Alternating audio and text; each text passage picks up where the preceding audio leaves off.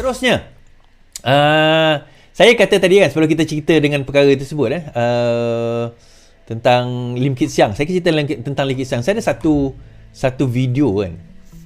Satu video di mana kenyataan Mahathir hari ini berkenaan dengan Allahyarham Tuan Guru Nik Aziz. Yang bagi saya satu perkara yang dia punya gelak tu adalah satu tujuan untuk nak merendah-rendahkan Tuan Guru Nik Aziz sebenarnya. Satu perbuatan yang cuba untuk merendah-rendahkan Tuan Guru Nik Aziz, Allahyarham Tuan Guru Nik Aziz. Dia cuba nak parody Lim Kit Siang dan dia ialah biasalah Mahathir dengan PAS ni, dia memang hina Lim Kit Siang kau-kau ni baru-baru ni dalam 2-3 hari ni selepas Lim Kit Siang dapat anugerah Tan Sri, memang serangan bertubi-tubi terhadap beliau kan dengan macam-macam. Ni ada seorang mesej saya tuduh bukan-bukan, dia kata komunis sebagainya. Saya suruh buat laporan polis, apa yang susah sangat kan? Tapi tak berani dia buat laporan polis kan. Jadi saya macam okey kan, sembang kan kencang kan, fitnah kan tapi akhirnya tak mampu. So kita akan tengok apa ucapan tersebut, apa kita tuan-tuan kita share dulu ucapan tersebut dan kita lihat sama-sama apa yang nak digelakkan. Okey. Bagailah dia tamat taraf dengan dia Haji. Sumbangan dia kepada negara tak boleh dilawan oleh mana-mana pihak lain. Dia seorang aja yang sama setara dengan dia Haji. Dia tamat bagailah dia tamat taraf dengan dia Haji. Dia tamat taraf dengan dia Haji. Nampak muka Hadi gelak? Nampak muka Hadi gelak? Ingat tuan-tuan ingat muka tu, ingat siapa pengkhianat kepada legasi Tuan Guru Nik Aziz, dan ingat cerita saya dahulu, siapa yang cuba mematikan legasi Tuan Guru Nik Aziz. Mula-mula ialah pertembungan di antara Tuan Guru Nik Aziz dan Haji Hadi ni. Memang kita tahu bagaimana Hadi pada masa itu nak bersama dengan UMNO. Hadi sendiri mengakui terima duit daripada UMNO, sedangkan Tuan Guru Nik Aziz kata jangan, tak boleh, dia akan ludah muka orang yang buat UG pada waktu itu. Dan kita lihat dalam keadaan tersebut, akhirnya bila meninggal Tuan Guru Nik Aziz, Pakatan Rakyat berpecah, Amanah pun keluar membentuk Parti Amanah. Golongan itu terus bersama dengan UMNO membentuk pakatan-pakatan. Akhirnya anak Tuan Guru Nik Aziz, Nik Omar, disisihkan. Akhirnya Nik Abdul disisihkan. Mati apa legasi Nik Aziz. Tapi mereka lupa bahawa pejuang-pejuang legasi Nik Aziz ni, Tuan Guru Nik Aziz ni ada di dalam kerajaan Pakatan Harapan hari ini. Dan kalau tuan-tuan ingat video, orang yang pertama antara yang mengatakan bahawa isu liwat itu adalah satu penipuan adalah Tuan Guru Nik Aziz. Selain daripada arwah Allahyarham Fadil Noor lah, Tuan Guru Nik Aziz antara yang menentang tentang liwat tersebut. Sehingga sebenarnya Hadi pernah tulis satu buku tau tentang Qazaf. Qazaf tu apa is? Kalau kau seluang tak faham Qazaf, tak payah jadi orang PAS lah. Haji Hadi buat buku tentang Qazaf, membela Anwar Ibrahim. Tapi kini tengok budak-budak dia tuan-tuan. Tengok budak-budak dia main isu-isu liwat ni kan. Tuan Guru dia sendiri kata tak ada, itu fitnah. Dan Lim Kit Siang ni dia bangkitkan kerana apa? Saya kata kerana tengoklah apa jasa Lim Kit Siang. Sedangkan dia, pertama dia kata Lim Kit Siang adalah orang yang mencetuskan 13 Mei. Ini banyak tersebar sehari dua ni. Ni tuan-tuan boleh ambil bahagian ni, yang part saya ni, yang saya nak buat ni, dakwaan bahawa Lim Kit Siang adalah penyebab 13 Mei. Okey. Baik, saya ambil bahagian ni. Ambil bahagian yang saya nak buat ni. Saya bawa satu keratan akhbar. Keratan akhbar bertarikh 20 September 2021. Baik. Bekas IGP Hanif Omar mohon maaf kepada Kit Siang. Bekas IGP Hanif Omar memohon maaf kepada Kit Siang. Bekas Ketua Polis Negara Muhammad Hanif Omar hari ini memohon maaf di Mahkamah Terbuka untuk menyelesaikan saman fitnah terhadapnya oleh veteran DAP Lim Kit Siang. Abbas Sina Harian juga bersetuju untuk menerbitkan permohonan maaf bertulis kepada Lim berhubung penyiaran kenyataan Hanif dalam 2 artikel diterbitkan pada 2018. Lim mengemukakan tuntutan saman pada 19 Oktober 2018 ke atas Hanif berhubung kenyataannya yang mengaitkan penahanan Lim dengan rusuhan kaum pada 13 Mei 1969. Sinar dinamakan sebagai defendant kedua dalam saman Lim berhubung dengan artikel Tun Hanif buat pendedahan di AP PAS dan Hanif Omar tak nyanyuk. Masing-masing diterbatkan 6 dan 11 September.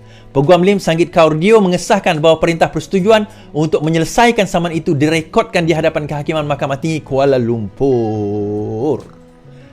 Lim Kit Siang telah berjaya membuktikan atau tidak dibuktikan terlibat dalam 13 Mei. Ambil video ni. Kalau siapa-siapa masih share dia tentang 13 Mei tu, ambil video ni, hantar kat dia. Itu adalah fitnah, tuan-tuan. Tun Hanif Omar, bekas Ketua Polis Negara, menyatakan Lim Kit Siang terlibat dalam 13 Mei, disaman oleh Lim Kit Siang, akhirnya dia minta maaf. Apa maksud minta maaf ni dalam kes saman, kes defamation? Dia salah. Kalau benar Lim Kit Siang itu terlibat dalam 13 Mei dan menyebabkan rusuhan kaum, seharusnya dia boleh buktikan melalui pembuktian di dalam mahkamah. Itulah peluang dia nak membuktikan bahawa benar Lim Kit Siang yang menyebabkan rusuhan kaum pada 13 Mei 1969. Dengan debat yang, bukanlah debat, soalan saya dengan Tan Sri Anwar Musa malam tadi di Sinar Harian, forum wacana ke-400 Sinar Harian. Menarik. Kemudian saya kenapa pembangkang takut bahas isu audit? Kenapa pembangkang takut bahas isu audit, dan kenapa mereka rasa macam kalau nak bahas tu macam satu kesalahan pula. Oh, satu kesalahan kan. Jadi kita akan bincangkan. Hadi gelakkan Nik Aziz. Kemudian rupanya tuan-tuan, Lim Kit Siang pernah menyaman orang yang mengatakan dia terlibat dalam 13 Mei. Dan orang itu kalah dalam saman fitnah Lim Kit Siang. Okey, dan apa lagi baik, kita teruslah ke berita kita malam ini kan. Okey. Sebelum kita nak teruskan, pertama saya ucapkan tahniah kepada kerajaan Malaysia kerana telah menang timbang tara di Paris berkenaan dengan tuntutan sulu kepada terhadap Sabah. Dan menurut Azalina, ada syarikat luar cuba buat duit dari kes tuntutan sulu. Kes tuntutan sulu 8 rakyat Filipina mendakwa sebagai waris Sultan Sulu merupakan tindakan penipuan komersial yang dibantu oleh sebuah syarikat bukan tempatan, kata Azalina Osman. Menurutnya, kerajaan telah mengenal pasti syarikat tersebut yang bertindak sebagai pembiaya litigasi dalam kes ini. Kami mengesyaki terdapat pembiaya litigasi di sebalik ini yang biasanya membuat wang. Kita melihat bahawa ia satu gerakan yang lebih pada satu elemen untuk buat duit, dan kita tahu bahawa pembiaya litigasi itu selalunya akan mengambil 25 sehingga 30% daripada jumlah yang mereka menang. Tapi isunya bukan perniagaan, ini bukan syarikat, ini bukan klausa timbang tara antarabangsa. Malaysia adalah sebuah negara berdaulat. Baik.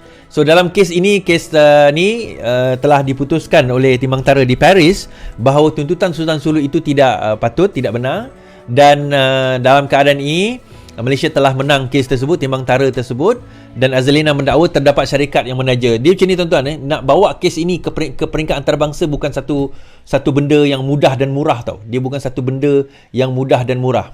So dia memerlukan kos. Tapi sebelum tu saya nak betulkan dulu.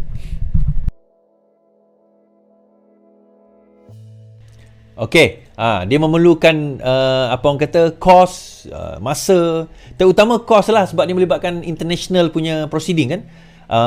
Perjalanan dia, kemudian dia bukan normal court kita kata. So dia ada orang yang taja, dan biasanya kalau hari tu betul lah mereka menang 1 bilion lebih kan, berapa? 6 bilion lebih, bukan 1 bilion, 6 bilion lebih tu lebih kurang something billion dollar. Bayangkan berapa banyak komisen yang dapat oleh syarikat tersebut kan. Tapi Alhamdulillah kita telah mengembalikan daulat kita, dan salah satu sebab kenapa mereka boleh ditimbang tara yang awal tu boleh menang, sebab Malaysia tak hantar wakil tuan-tuan. Malaysia zaman PN dulu tak hantar wakil. Teruknya kerajaan pada waktu itu kan. Siapalah memerintah.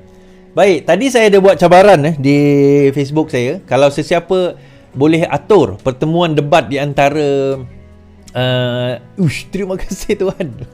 Orang tengah live. Okay, thank you.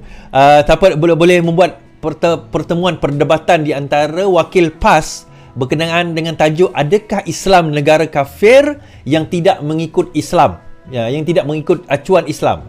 Tajuk dia macam tu. Saya tetapkan tajuk dia. Kalau PAS boleh hantar wakil, insya-Allah saya setuju untuk nak aturkan perdebatan tersebut. Wakil PH nanti kita boleh pilih, dan venue dia saya boleh pilih. Moderator, saya boleh volunteer jadi moderator, tapi kalau rasa saya tak adil, boleh cari orang ketiga yang mungkin dilihat lebih adil. Syed Munawar ke kan, Isham Ismail ke, Ismail Adlan ke kan, yang jadi moderator malam tadi tu, boleh, tapi dia ada format tertentu. Dan kita tak nak anak-anak seluang lah. Kalau boleh kita nak yang heavyweight PAS punya datang, yang ulama dia tu kalau boleh dia duduk dalam apa orang kata Dewan Ulama PAS tertinggi untuk nak membahaskan perkara tersebut kan. Kalau boleh kan. So kita buat satu debat berkenaan, mungkin panel dia 2 panel PH, 2 panel PAS ke, apa macam kan. Kalau sesiapa yang ni, terima kasih tuan, siapa yang boleh, apa kata, aturkan pertemuan tersebut kan. Daripada wakil-wakil PAS, mohon kalau ada sekiranya kita hantar, kita buat perdebatan sebelum tarikh dan tempoh yang kita tetapkan, iaitu sebelum PRN. Apa kata, berani ke tidak sebelum PRN ini. Terima kasih. Okey, baik.